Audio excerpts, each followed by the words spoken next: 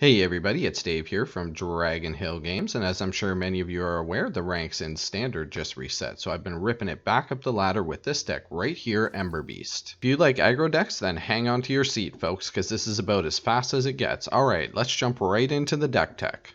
More often than not, we're going to be winning by smashing someone's face in with a questing beast, and usually equipped with an ember cleave. So to make sure we can accomplish this quickly, we're running 3 Gilded Goose and a playset of Paradise Druid. A playset of Zerta Goblins and a couple of Gruul Spellbreakers help us get through the early game. Bone Crusher Giant provides some early game removal as well as a late game stomping power.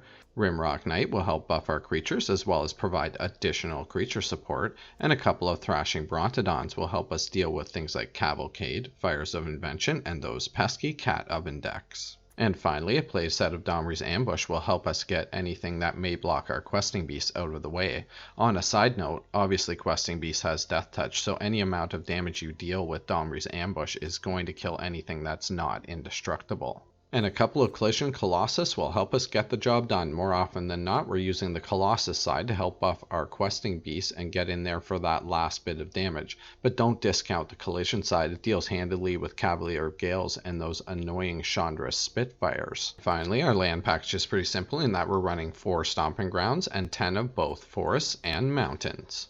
On a side note, I've seen some decks running Living Twister, which actually I think is a really cool include in this deck. It slows the deck down a little bit, but gives it a little bit more late game stability. And I think in replacement of Zerta Goblin, I would be running Living Twister if I was going to be including that.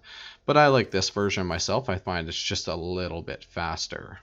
Alright, that's the deck, folks. Stick around for some gameplay, and hey, if you're a subscriber, as always, I want to thank you for being here. You know we really appreciate your support, and if not, now's a great time to hit that subscribe button. We post at least 2 videos every week.